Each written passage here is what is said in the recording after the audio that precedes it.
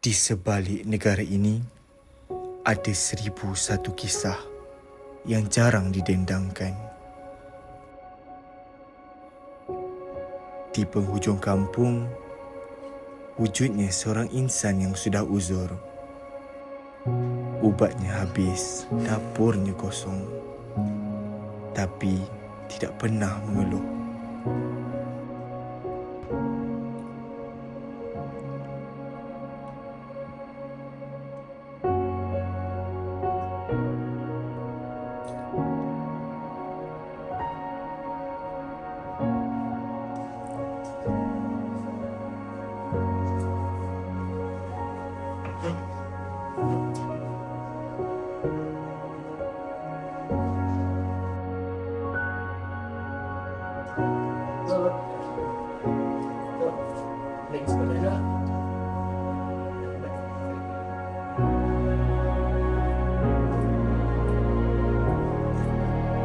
Seorang anak yang sanggup berjalan jauh demi menuntut ilmu untuk kepentingan masa depan negara.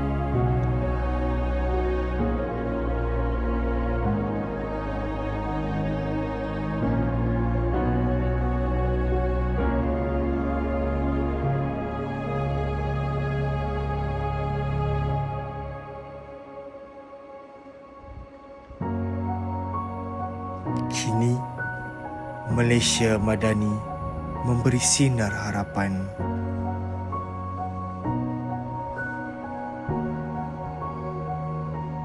Satu ketukan pintu mengubah segalanya. Permata Harapan kini menaiki bas ke sekolah, hasil inisiatif Madani.